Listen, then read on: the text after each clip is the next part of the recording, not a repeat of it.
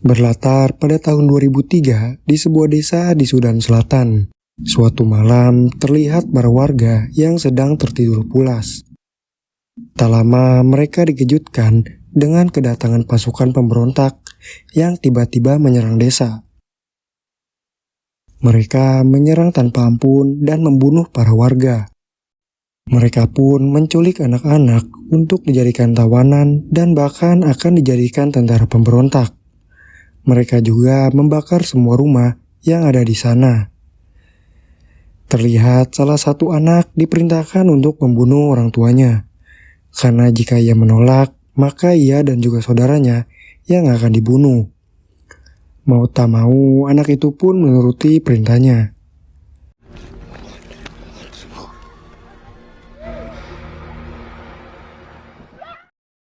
Adegan berpindah pada suatu penjara yang terletak di kota Pennsylvania.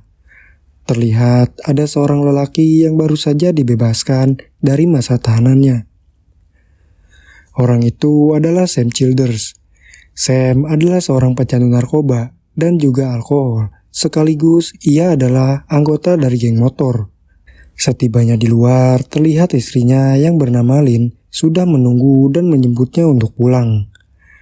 Kemudian di perjalanan mereka melepas rindu di dalam mobil. Setelah sampai di rumah, dirinya langsung disambut baik oleh ibu dan juga putri kecilnya.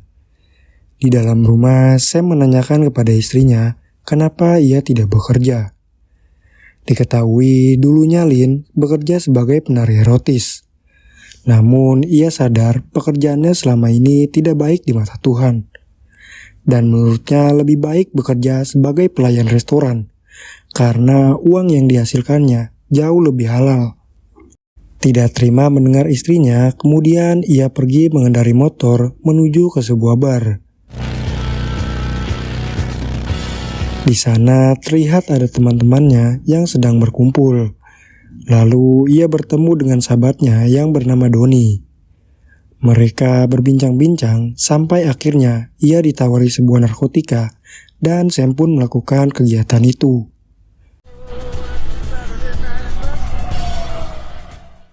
Di suatu malam, Sam dan Donnie pergi ke rumah seseorang.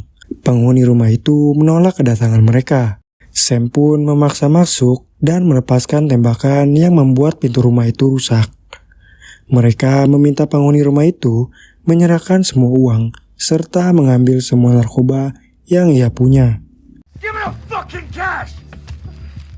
Pulangnya, mereka berdua berpesta di dalam mobil. Tak lama, terlihat seorang gelandangan berdiri di tepi jalan yang sedang menunggu tumpangan. Mereka pun memberi tumpangan itu. Akan tetapi, saya mengatakan jika mereka tak bisa mengantarnya sampai ke tempat tujuan. Pria itu memaksa mereka harus mengantarkan ke tempat tujuannya. Jika tidak, ia mengancam akan membunuh Donnie. Melihat temannya dalam bahaya, Sam pun langsung merebut pisau itu dan menyerang balik dengan sangat brutal.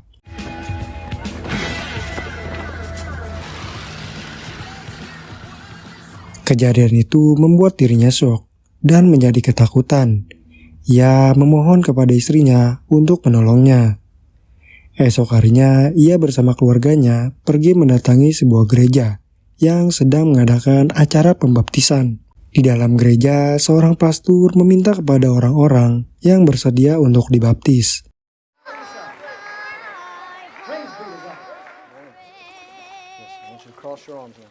I do indeed baptize you in the name of our Lord Jesus Christ. Hallelujah! Sejak saat itu, kepribadiannya berubah. Ia sudah meninggalkan alkohol, menjauhi narkoba, dan tidak pernah berbuat onar lagi. Hubungan rumah tangganya pun semakin membaik. Sam juga menjual motor kesayangannya karena ia ingin move on dari masa lalunya. Sekarang ia mendapat pekerjaan sebagai pekerja konstruksi. Suatu hari, sebuah tornado besar melanda kota Pennsylvania. Sam melihat berita di TV jika tornado itu akan mengarah ke desanya. Dengan cepat, ia menghancurkan lantai yang ada di ruang tengah. Ternyata di bawahnya, Sam mempunyai bunker untuk berlindung. Kemudian, ia memasukkan istri dan juga anaknya ke dalam itu. Sementara dirinya akan menutupi lubang itu sebagai penahan untuk melindungi mereka. Tak lama kemudian, tornado itu semakin mendekat yang membuat seisi rumahnya jatuh berhamburan.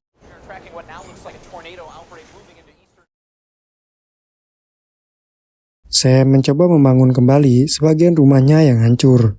Tak lama, seorang temannya datang dan menawarkan kerjasama untuk membuat suatu bisnis di bidang konstruksi.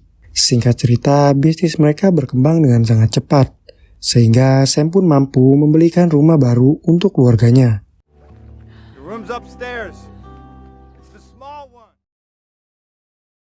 Beberapa tahun kemudian, terlihat ia dan juga keluarganya pergi mendatangi suatu gereja.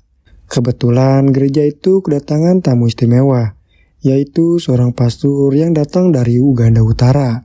Kedatangannya ke sini membicarakan nasib di Uganda dan mengingatkan umatnya agar membantu saudara-saudaranya yang terkena dampak dari perang. Saya merasa tergerak untuk membantu mereka. Apalagi ia ingin membantu dalam bidang konstruksi dan membuatkan sebuah yayasan untuk anak-anak yang terkena dampak perang. Namun Lin sempat tak yakin, karena jika ia pergi, maka tak ada yang menjaga bisnisnya. Singkat cerita, Sam tiba di Uganda Utara. Terlihat ia sedang mengerjakan proyek konstruksi pertamanya, yaitu sebuah rumah yayasan untuk menampung anak-anak yang terlantar. Di sana, ia bertemu dengan dua orang tentara dari SPLA. Mereka berdua bernama Deng dan Marco. Mereka yang nantinya akan menjadi sahabat selama ia di sini. Sedikit informasi, SPLA atau Tentara Pembebasan Sudan adalah pasukan gerilya yang dibentuk untuk melawan pemerintah Sudan. Pasukan tersebut dipimpin oleh politisi yang bernama John Garang. Esok harinya setelah Sam selesai bekerja, ia mendatangi Deng. Sam menawarkan sebotol Coca-Cola sebagai salam kenalnya. Sam mengatakan keinginannya untuk pergi ke Sudan, dan ia meminta Deng untuk menjadi pemandu.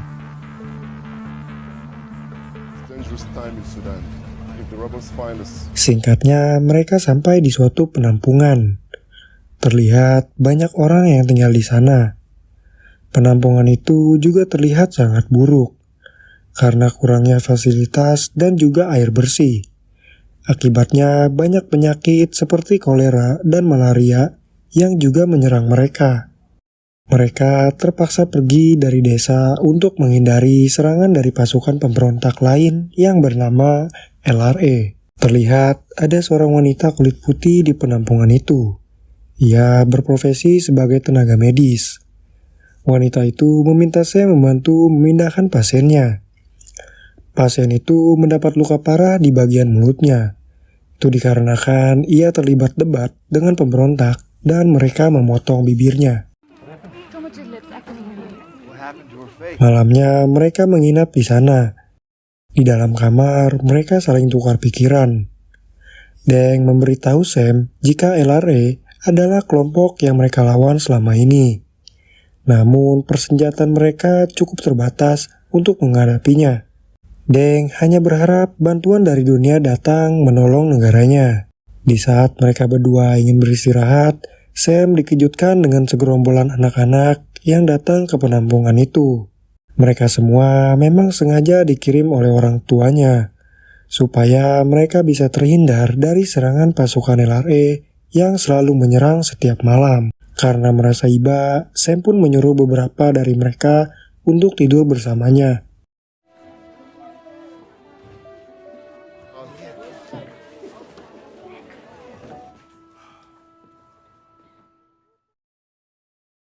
Di pagi hari, Sam dibangunkan oleh Deng. Ia mengatakan jika ada sebuah desa yang diserang LRA tadi malam.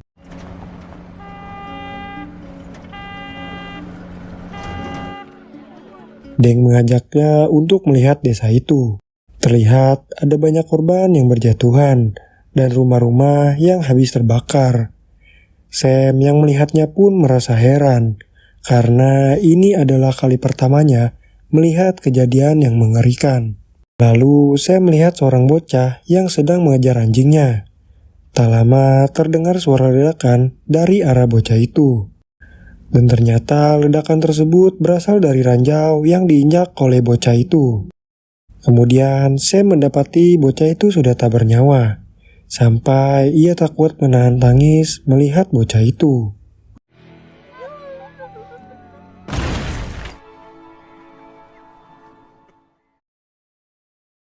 Singkat cerita, ia kembali pulang ke kota Pennsylvania.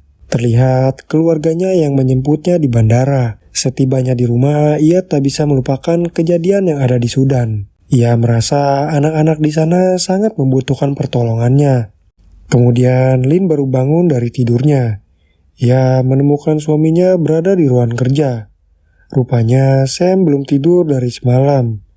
Terlihat ia sedang merencanakan sesuatu. Karena tadi malam dirinya merasa mendapat inspirasi, jadi ia berencana untuk membangun sebuah gereja yang dibangun khusus untuk para pendosa sepertinya. Tak hanya itu, ia juga punya rencana untuk membangun sebuah panti asuhan untuk anak-anak di Sudan. Singkatnya, gereja itu pun selesai dibangun. Pada hari pertama peresmiannya, terlihat banyak orang yang datang untuk melaksanakan ibadah. Sam mengundang penceramah untuk mengisi acara di gerejanya. Namun karena satu halangan, sang penceramah tidak bisa datang. Mau tak mau, ia pun harus naik ke meja mimbar untuk menggantikan sang penceramah. Ia baru pertama kalinya berbicara di depan banyak orang. Namun materi yang disampaikan sudah cukup untuk membuat para jemaatnya kagum. Sam meresmikan gerejanya itu dengan nama Gereja Shekinah Fellowship. All you gotta do is just open the... Esok harinya, Sam memutuskan untuk kembali ke Sudan. Di bandara, ia menitip pesan kepada Doni untuk menjaga keluarganya selagi ia pergi. Singkat cerita, ia sudah sampai di Sudan. Terlihat ia ditemani teman-temannya. Sam mencari sebuah lahan kosong untuk dijadikan panti asuhan. Ia akhirnya menemukan tempat yang cocok. Namun, Deng menyarankan jika sebaiknya di tempat lain saja, karena di sini terlalu terbuka dan tidak aman. Kemudian, Deng mengantarnya ke tempat sang pemilik tanah. Si pemilik tanah yang mendengarnya sangat tidak setuju, dikarenakan tempat itu terlalu berbahaya. Akan tetapi, Sam tetap keras kepala untuk membeli tanah itu. Ia yakin jika tempat itu sangat cocok untuk orang yang membutuhkannya. Pada akhirnya ia berhasil membeli tanah itu. Terlihat para warga banyak yang membantu membangun panti asuhan itu.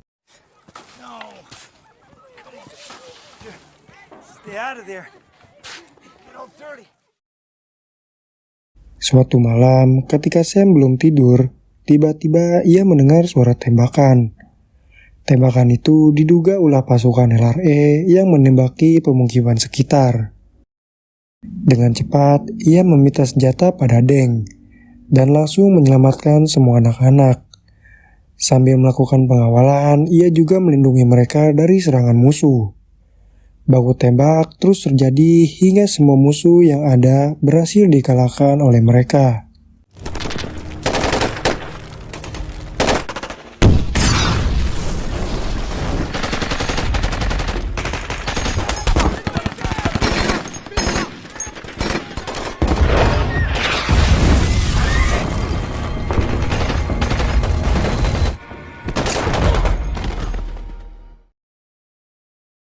Pagi harinya, ia melihat bangunan sudah habis terbakar. Ia sempat menelepon istrinya. Saya mengatakan jika ia sudah tak bisa melanjutkannya. Akan tetapi, Lin mencoba menguatkannya kembali. Yang pada akhirnya, Sam harus membangun ulang bangunan yang sudah ia buat itu.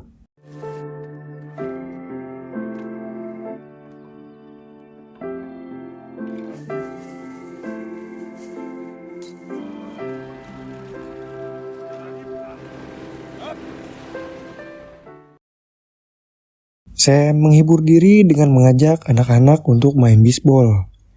Ia mengajari anak-anak di situ cara memukul dan melempar. Namun, ketika Sam menyuruh salah satu anak untuk melempar bola, anak itu justru malah menjadikannya bola itu seperti sepak bola. Di sini bisa kita simpulkan bahwa sepak bola lebih familiar untuk mereka. Tak lama kemudian, Deng baru saja datang dari daerah Jumani. Ia membawa beberapa anak yang terluka. Anak itu menjadi korban serangan di daerah tersebut. Dengan cepat, mereka langsung memberikan pertolongan. Namun sayangnya, nyawa anak itu tidak berhasil diselamatkan. Marah melihat hal itu, Sam pun langsung bergegas membalas semua perbuatan pasukan LRA. Di tengah jalan, terlihat konvoi mobil dari pasukan LRA. Di dalamnya juga terlihat beberapa anak yang dipaksa untuk ikut menjadi bagian pasukan itu. Setelah melewati jalan, mereka melihat kepulan asap. Namun saat mereka melewatinya, mereka terkejut karena Sam muncul dan langsung menembakkan RPG ke arah mereka. Ketika disuruh melawan, salah satu anak itu ada yang mengenali Sam. Ia menolak untuk melawannya. Pada saat orang itu ingin menembakkan RPG-nya, anak ini justru malah menembakkannya yang membuat tembakan RPG itu meleset. Untungnya Sam berhasil selamat dari kejadian itu. Dan setelah itu anak-anak tersebut menyerahkan diri di hadapan Sam.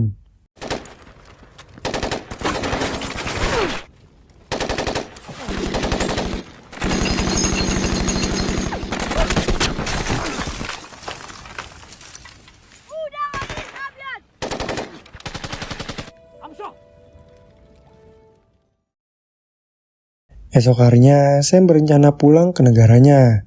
Kemudian, ia memberitahu istrinya jika ia ingin membangun sebuah taman bermain untuk anak-anak di Sudan. Akan tetapi, Lin mengatakan jika saat ini ekonomi keluarganya sedang menurun. Bisnis konstruksinya pun sedang tidak membaik. Mendengar itu, Sam pergi mendatangi rekan bisnisnya yang bernama Bill. Ia meminta agar Bill memberikannya pinjaman $5.000. Uang itu rencananya untuk kebutuhan anak-anak di Sudan. Bill akhirnya ingin memberikan uang itu dan mengundang Sam untuk datang ke pesta barbeque di rumahnya. Kemudian Sam datang ke pesta itu bersama istri dan juga putrinya. Sam datang ke pesta itu untuk menjemput uang yang disepakati oleh Bill. Bill memberi sebuah amplop, namun pada saat Sam mencoba membukanya, ternyata Bill hanya memberikan $150.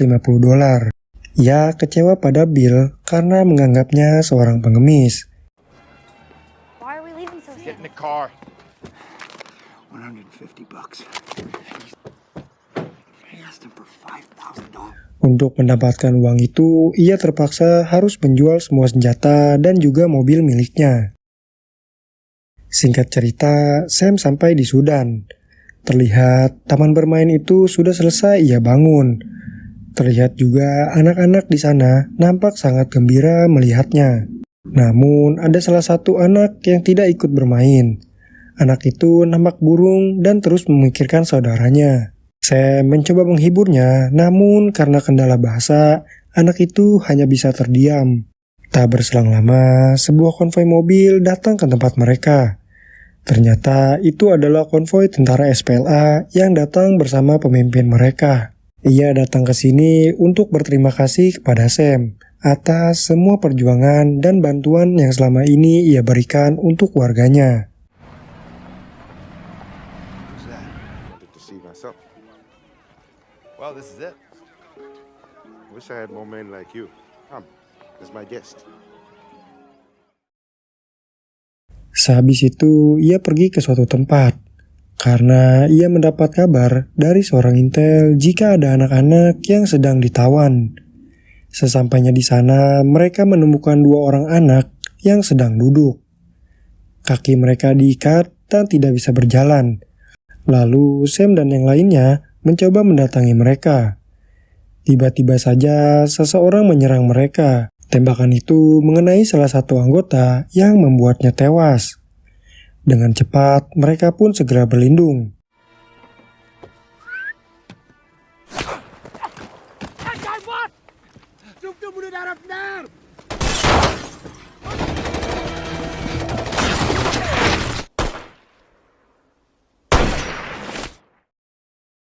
Namun setelah mereka menghampiri posisi itu, Sam merasa terkejut ketika melihat ternyata yang menyerangnya adalah seorang anak kecil. Ia merasa jika semua ini hanyalah jebakan.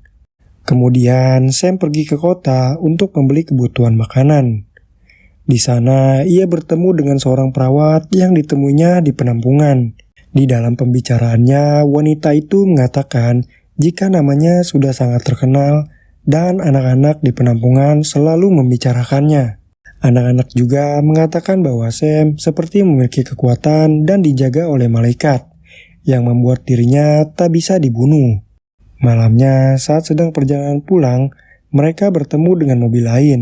Secara mengejutkan, mobil itu tiba-tiba diserang dari balik kegelapan. Sontak, mereka langsung menembaki balik ke arah itu.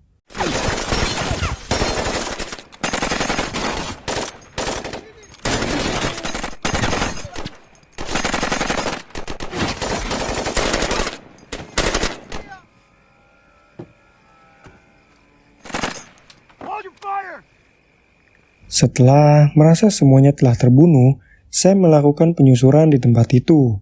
Mereka menemukan banyak sekali anak-anak yang bersembunyi di sebuah lubang. Kemudian Sam berniat membawa anak-anak itu ke panti. Namun mobil yang mereka kendarai hanya cukup untuk membawa 20 anak saja. Ia memutuskan membawa sebagian dan akan kembali untuk menjemput sisanya.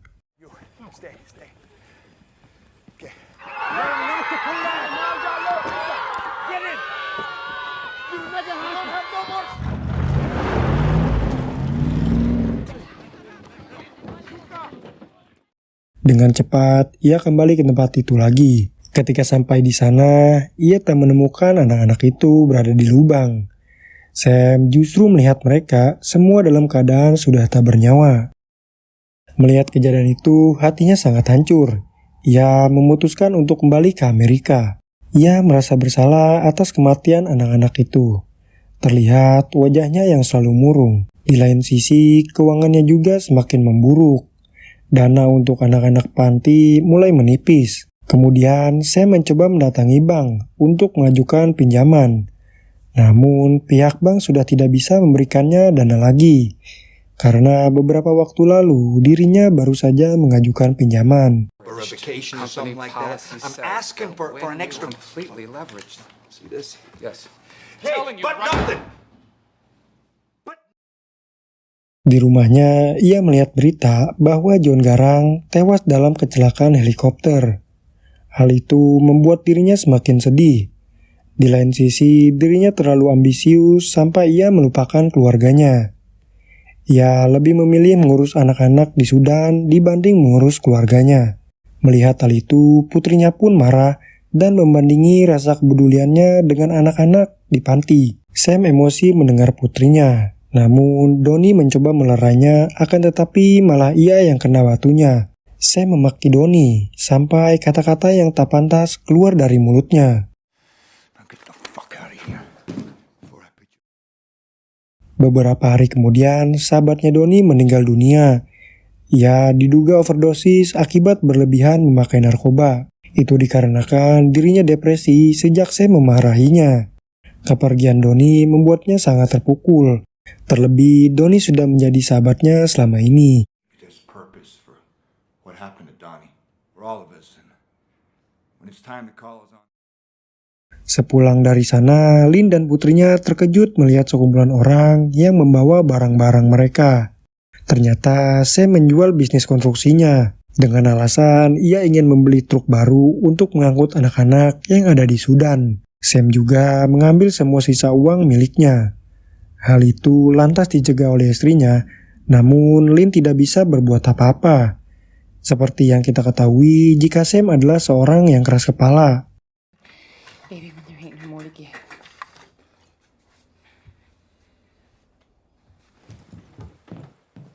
You sold the business? What ministry, Sam? Please don't leave. Setelah itu, ia pergi kembali ke Sudan. Di sana, Deng menjemputnya di bandara. Setibanya saat makan siang, seorang anak menghampirinya untuk memberinya air minum. Namun anak itu tidak sengaja menumpahkan air ke lengannya. Sam yang kaget kemudian mendorongnya dan seketika semua orang melihatnya langsung terdiam.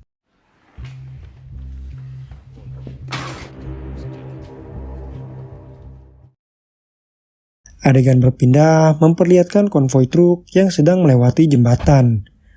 Truk itu berisikan bantuan yang akan menuju penampungan. Kemudian truk itu dihadang oleh sekelompok pemberontak.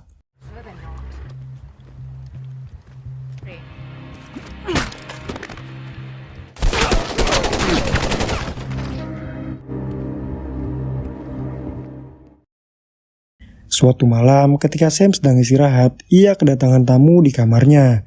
Ia didatangi oleh anak yang kemarin menumpahkan air di tangannya. Anak itu menceritakan kisahnya. Ia mengatakan bahwa desanya diserang oleh pasukan LRA. Lalu ia dipaksa untuk membunuh orang tuanya. Paginya terlihat suasana panti terasa sepi. Anak-anak tidak ada yang bermain. Itu dikarenakan sudah beberapa hari ini Sam bersikap kasar yang berdampak buruk pada suasana panti. Sadar akan hal itu, Sam berusaha memperbaikinya.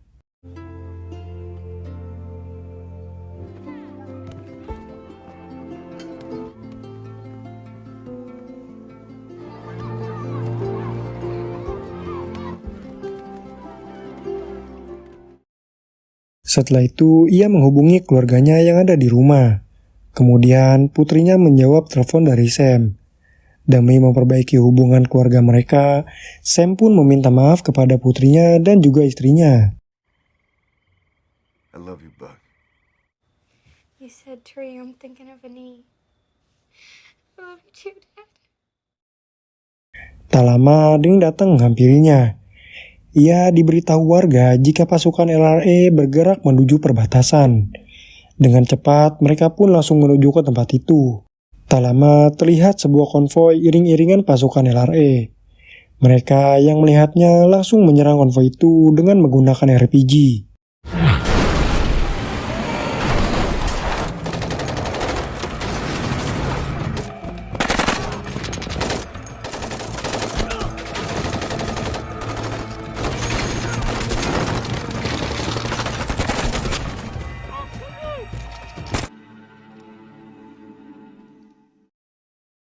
Sam kemudian membuka sebuah truk yang di dalamnya berisikan anak-anak.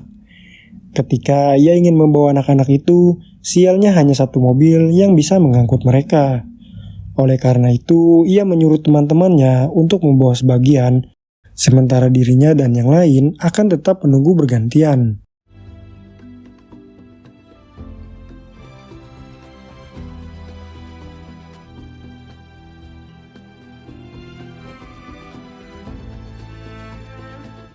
Hingga hari ini, Sam Childer tetap bertempur untuk kebebasan anak-anak yang ada di Sudan dan di Uganda Utara. Film pun tamat.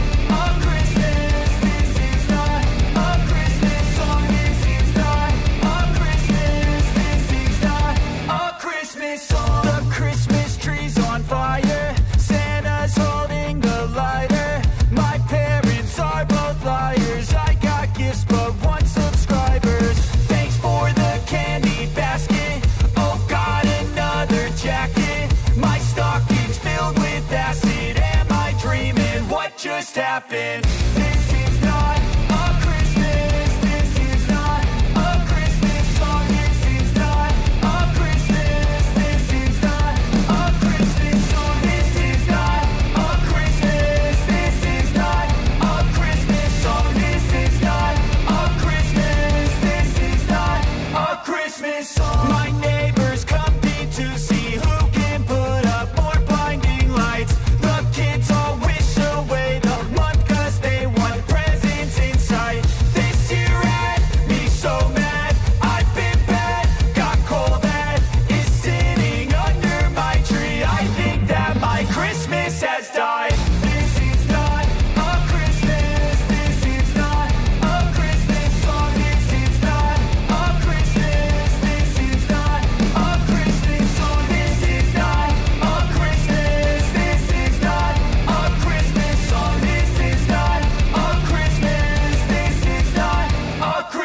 song. When I was just a boy, Christmas brought so much joy.